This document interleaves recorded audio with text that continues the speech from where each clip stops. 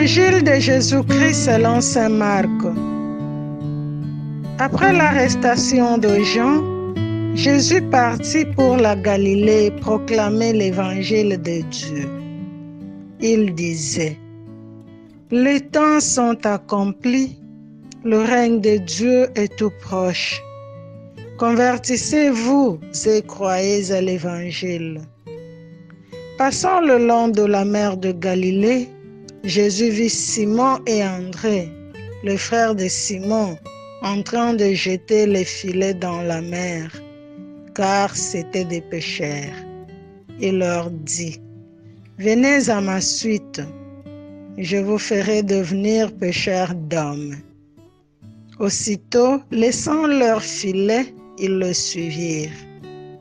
Jésus avança un peu et vit Jacques, fils de Zébédée, et son frère Jean, qui étaient dans la barque et réparaient les filets.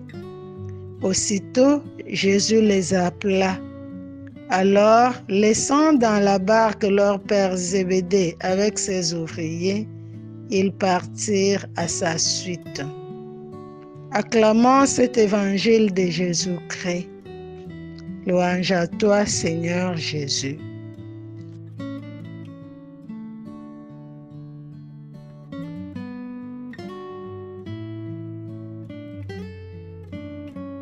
Chers frères et sœurs, nous célébrons aujourd'hui le 3e dimanche du temps ordinaire B, jour où toute l'Église universelle fait mémoire de la parole de Dieu, fondement de notre foi, source de charité et de sainteté. Célébrer la parole de Dieu pour nous, chrétiens, veut dire être toujours à l'écoute du Maître qui nous appelle, qui nous demande de nous laisser transformer par cette dernière et qui nous envoie à sa moisson, afin que nous devenions nous aussi pécheurs d'hommes. Avec son essentialité typique, saint Marc résume en quelques lignes la mission à laquelle sont appelés tous ceux qui s'identifient comme disciples de Jésus. Contrairement aux autres rabbins de l'époque, ce ne sont pas les disciples qui choisissent le maître, c'est plutôt le maître qui choisit les disciples. Il n'est pas question ici de faire une élection pour définir une élite différente de la foule. Il s'agit plutôt de rappeler un fait fondamental. Ce n'est pas nous qui choisissons Dieu, c'est Dieu qui nous choisit. Notre élection en tant que fils de Dieu n'est pas entre les mains de l'homme. C'est un don gratuit qui justifie l'action de Dieu qui nous donne grâce sur grâce. C'est un acte rempli d'amour qui veut librement notre bien en tant que tel. Saint Marc caractérise ensuite la forme de l'appeler en utilisant la métaphore de la pêche. Utilisant cette image, Jésus semble vouloir faire comprendre aux disciples que si avant leur travail était celui de pécheurs, maintenant il devient celui d'être ses disciples. Cependant, le type de pêche qu'ils pratiquaient dans le lac était plus qu'un travail. C'était un mode de vie. Ils pêchent la nuit lorsque les poissons remontent à la surface. Ces fêtes façonnent donc le reste de la journée. La nuit, ils travaillent, le jour, ils dorment et font du travail pour se préparer à l'activité de la nuit.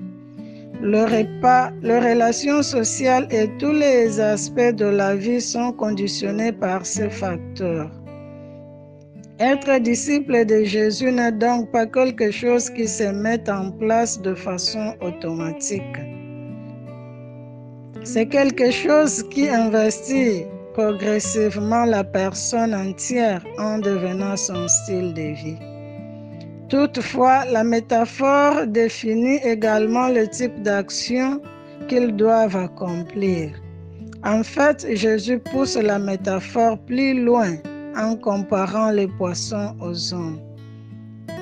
Contrairement à la pêche à la canne, La pêche au filet suppose que ce sont les pêcheurs qui se déplacent pour trouver les poissons.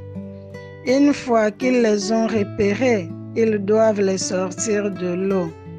Aujourd'hui, nous dirions les faire sortir de leur zone de confort. Contrairement aux poissons, l'eau n'est pas un milieu dans lequel l'homme peut vivre longtemps. Donc, les péchés signifient le remettre dans un environnement qui leur est favorable pour qu'ils puissent être ensuite libres d'être eux-mêmes. Bien sûr, ce n'est pas une opération facile car elle se déroule la nuit et dans les conditions défavorables. C'est justement pour cette raison même que Jésus appelle les couples. En effet, puisqu'il s'agit d'une œuvre de libération et de renaissance, il faut une communauté pour s'en occuper. Bon dimanche à tous.